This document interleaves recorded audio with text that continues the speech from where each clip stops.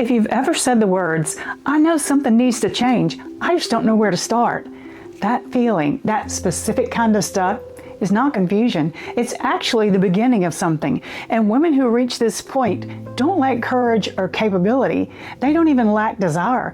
What they don't have is a starting point, something that tells them this is the first step. I'm going to give you exactly that. I'm going to walk you through a 5-step framework, and step 1 is going to surprise you because it has nothing to do with figuring out what you want next. It has everything to do with what you've already built. I'm Dr. Linda, retired educator and nonprofit leader, and I help women reinvent their lives and build a meaningful next chapter without burning down everything they've spent decades creating. Okay, let's get to it. Let me start by taking something off your plate. You do not have to find your passion. I know that's the phrase everywhere. Follow your passion, discover your purpose, do what sets your soul on fire. But for women who are genuinely uncertain about what comes next, that advice is not just unhelpful, it's paralyzing. And here's why. Finding your passion implies you're supposed to have a revelation, a moment of clarity, a sudden knowing. And if you sit with that question and still feel blank, your brain draws one conclusion: something must be wrong with me. But here's what I've seen to be true. Most women who have successfully reinvented their lives didn't start with passion. They started with a quiet pull, not a revelation or certainty, not even confidence, a pull.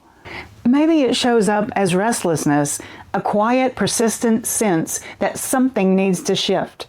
Maybe it's outgrowing a role you've held for years, a quiet grief for the life you expected to be living by now, or a stronger intuition pulling you towards something you can't quite name.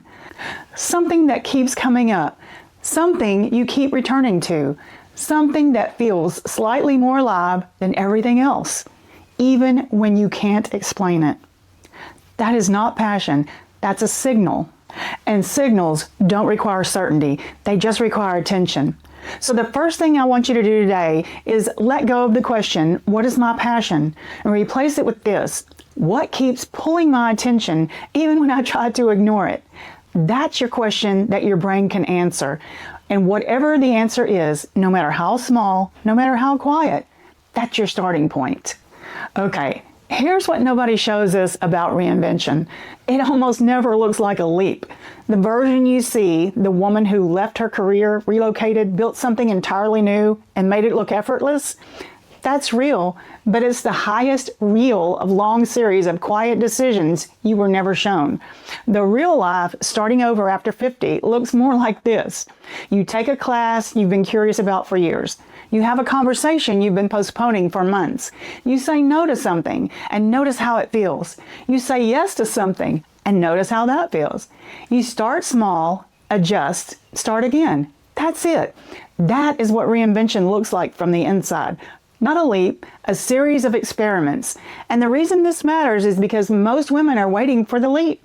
They want to feel completely ready before they move, completely certain, completely clear. But certainty doesn't produce reinvention. Movement does. And before I give you the framework, I want to name something. You've probably been told this is a midlife crisis. It's not. You're not having a crisis. You're having an identity shift. And those are not the same thing. A crisis is something that happens to you. An identity shift is something that happens within you. And it's the natural result of a woman who's been growing for decades, finally reaching the edge of who she used to be. That reframe matters because you cannot reinvent yourself from a crisis mindset, but you can absolutely reinvent yourself from an identity shift. There's a book I come back to often when I work with women at this crossroads, Transitions by William Bridges. He makes a distinction that changed how I think about this entirely. He says most people are focused on the change, the external thing that's happening or needs to happen. But what's actually hard isn't the change, it's the transition, the internal reorientation that has to happen before the new beginning is possible. And transitions always begin with an ending. If you're standing at this exact moment, feeling like you're between who you were and who you're becoming, you're not lost, you're in transition. And that's exactly where reinvention begins. In just a moment, I'm going to walk you through the 5-step reinvention roadmap I've seen work consistently for women who are starting over at 50. Step 3 is the one that changes everything for most people, and step 5 is the one that makes it last. 5 steps. These are not sequential check boxes. They're layers, and you will often return to them more than once. Step 1. Audit what you've already built. This is the step most women skip. They stand at 50 or 55 or 62 and look at their life through the lens of what they didn't build, the career they didn't pursue, the version of themselves they planned to become and didn't. But I want you to do something different. Audit what you did build, because you're not starting from zero. You're starting from decades of hard-earned experience. Experience leading people through difficulty, experience managing under pressure, experience rebuilding after loss, and showing up for others and for yourself, even when it was hard. Those are not just personal memories. Those are transferable strengths. And most women over 50 dramatically underestimate the value of what they've already lived. Before you decide what comes next, step 2 is name the actual obstacle. Most women say, I just don't know what I want. And that sounds like a clarity problem, but often it isn't. When I talk with women who feel genuinely stuck, what I find most often is one of 3 things.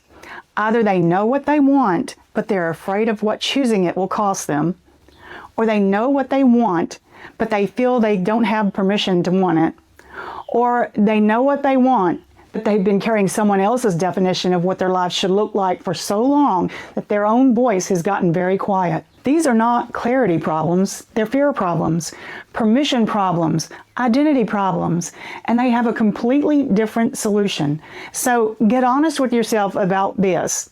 Is my obstacle actually that I don't know what I want, or is it something else? Name it accurately, because you cannot solve the wrong problem. Clarity isn't missing, you've just been negotiating with it. Step 3 is choose your smallest possible experiment.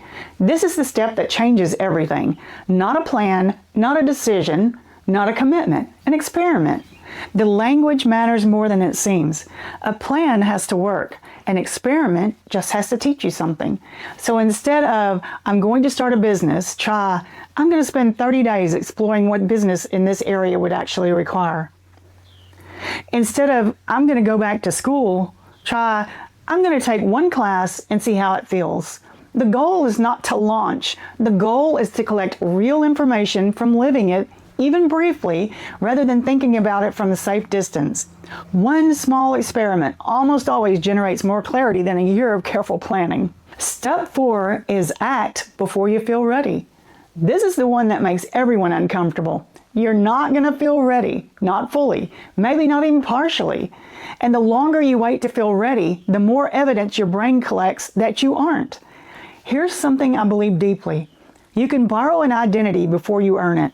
You can start acting like you're the person you're becoming before you feel like her. You can start calling yourself a writer before you published. You can start making decisions like someone who trusts herself before self-trust is fully built. Not as performance, not as pretending, as practice. Because your brain learns who you are by watching what you do. If you wait until you feel like her before you act like her, you'll wait a long time. Start acting. The feeling follows the action. It always does. Step 5 is build evidence, not a plan. Every time you take a small action, every time you make a decision and follow through on it, every time you do one thing that your former self would have talked yourself out of, you make a deposit. Not into a bank account, into a self-trust account. That account builds slowly and quietly, but it compounds, and over time, that accumulated evidence becomes something no one can take from you. Not certainty or a perfect plan. Evidence from your own actions that you can handle what's ahead of you. That's what confidence is actually made of. That's what makes reinvention real. I want to name one thing more before I send you to your action step. For many women, this is the real stopping point.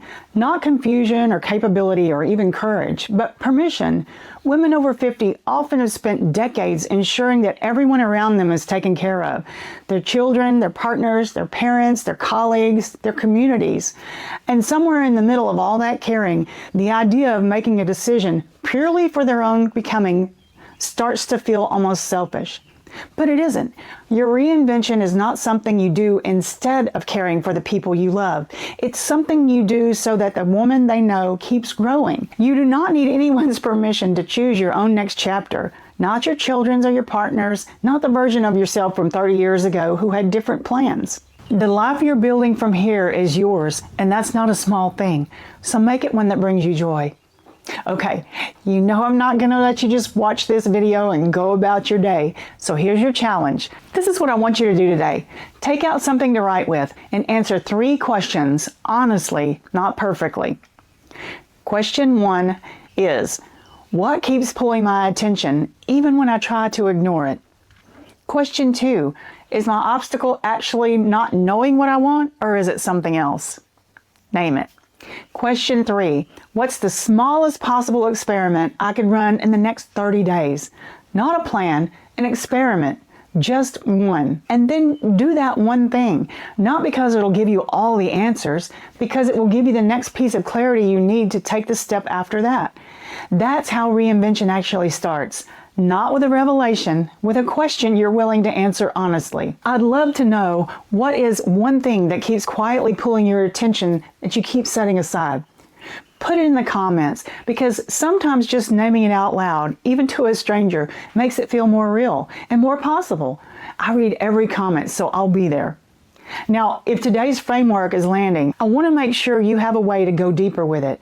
I created a free resource called the Reinvention Roadmap, and it was built specifically for this moment, for the woman who knows she wants more but hasn't found her starting point. It includes a 4-stage assessment that tells you exactly where you are in your reinvention. So instead of starting from a vague feeling, you're starting from a real picture of where you actually stand. From there, it walks you through naming what's keeping you stuck and identifying your most powerful first experiment. So you stop circling and start moving. And if you want to start with something even quicker, take the free next chapter quiz. 5 minutes, and it gives you the clear picture of your starting point so you have something real to work with instead of just sitting with the question. Both are completely free, and the links are right below in the description. Now, before you go, I need to tell you what happens next, because here's what I see happen next almost every time. A woman reaches this point. She has a direction, she has a first step, she feels something shift, and then she goes home and tells the people closest to her what she's thinking about doing. And the response she gets is not what she expected. Maybe they're skeptical, maybe they're worried, maybe they simply don't understand why she needs to change anything at all. Everything's fine. Why would you want to disrupt it? And suddenly, the momentum she built stalls, not because they lost confidence in herself, but because the people she loves most didn't reflect her confidence back. In my next video, I'm going to talk about exactly that. What happens to your relationships when you start reinventing yourself? Why the people closest to you sometimes struggle with your growth, even when they love you, and how to navigate that without choosing between the people you love and the person you're becoming, because you shouldn't have to choose. This is your time. Don't waste it trying to be who you were in your 20s and 30s. Be who you are now. I'm Dr. Linda, and I'll see you in the next video.